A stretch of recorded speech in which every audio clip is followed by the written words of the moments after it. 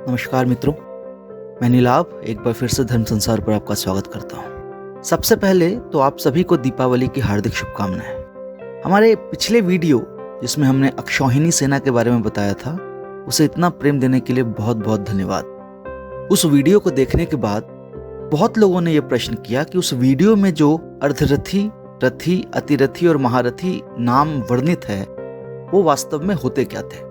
तो मैंने सोचा कि इस विषय पर एक वीडियो बनाया जाए और इस वीडियो में हम उसी के बारे में चर्चा करेंगे। ये सभी शब्द जो हमने उपयोग किए हैं ये वास्तव में किसी भी योद्धा के सामर्थ्य के हिसाब से उसकी पदवी होती थी। आपने कई पुराने टीवी सीरियलों में देखा होगा कि हम किसी भी बड़े योद्धा को आमतौर पर महारथी के नाम से संबोधित करते थे, लेकिन ऐसा नहीं है। हर एक योद्धा की अपनी श्रेणी होती थी और उसमें से भी महारथी तो एक बहुत ही उत्कृष्ट योद्धा होता था। प्राचीन काल के युद्ध वर्णनों से हमें यह पता चलता है कि योद्धाओं के कुल 6 स्तर होते थे। यहाँ पे हम किसी साधारण योद्धा की बात नहीं कर रहे हैं, हम केवल उन योद्धाओं की बात कर रहे हैं जो एक स्तर तक पहुंच जाते थे। इनमें से सबसे पहली श्रेणी होती थी अर्धरथी की। एक अर्धरथी एक ऐसा योद्धा होता था जो अस्त्र शस्त्रों के संचालन में निपुण हो और अकेला 2500 योद्धाओं का सामना कर सकता हो। रामायण और महाभारत के युद्ध में असंख्य अर्धरथियों ने भाग लिया। महाभारत में अपने महारथियों का वर्णन करते हुए तामह भीष्म ने महारथी कर्ण को अर्धरथी कह दिया था।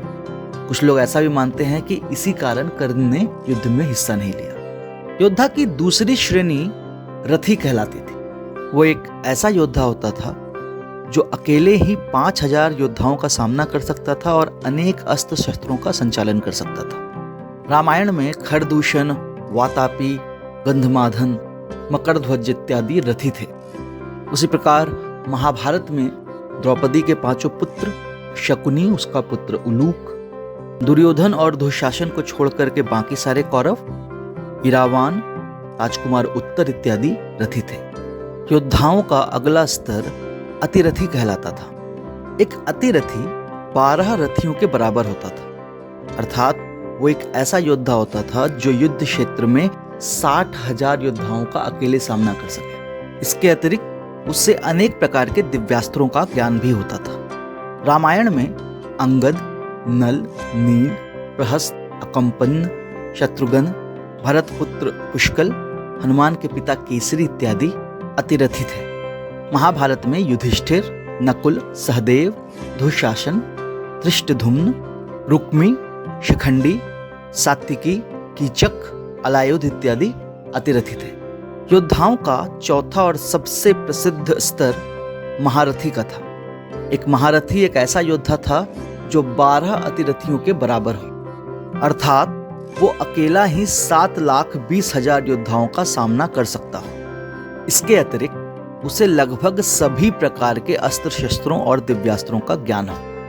महारथी एक बहुत ही बड़ी श्रेणी होती थी और इसमें कुछ चुनिंदा योद्धा ही आते थे। रामायण में भरत, जामवंत, सुग्रीव, लव, कुश, अतिका इत्यादि महारथी की श्रेणी में आते थे। ऐसे कई योद्धा थे जिन्हें एक से अधिक महारथियों के बराबर माना जाता था। जैसे कुंभकर्ण, बाली, रावण इत्यादि को कई महारथियों के बराबर माना जाता था। ऐसी मान्यता है कि रावण 3 से 4 महारथियों का सामना अकेले कर सकता था।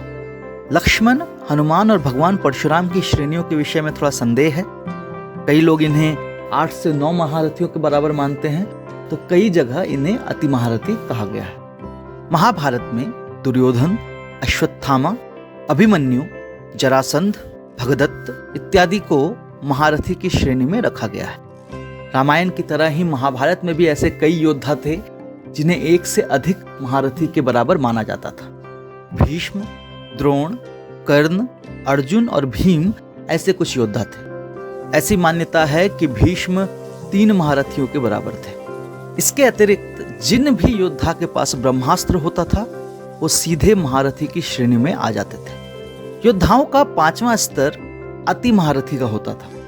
एक अति महारथी 12 महारथियों के बराबर होता था, अर्थात एक अति महारथी युद्ध में 86,40,000 योद्धाओं का अकेले सामना कर सकता था। साथ ही साथ उसे सभी प्रकार के दैवीय अस्त्रों का ज्ञान होता था।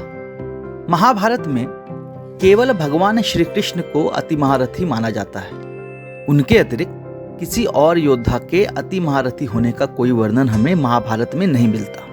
रामायण में भगवान श्री राम अति महारथी थे। उनके अतिरिक्त रावण का पुत्र मेघनाथ ही केवल एक ऐसा योद्धा है जो निर्विवाद रूप से अति महारथी माना जाता है। इतिहास में केवल वही एक ऐसा योद्धा है जिसके पास तीनों महास्त्र थे, अर्थात ब्रह्मास्त्र, नारायणास्त्र और पाशुपतास्त्र। लक्ष्मण के पास पाशुपतास्त्र को छोड़कर सारे दिव्यास्त्र थे, इसीलिए कई लोग उन्हें भी अति महारथी मानते हैं। इसके अतिरिक्त भगवान विष्णु के अन्य अवतारों जैसे वाराह, नृसिंह और कहीं परशुराम को भी अति महारथी माना जाता है।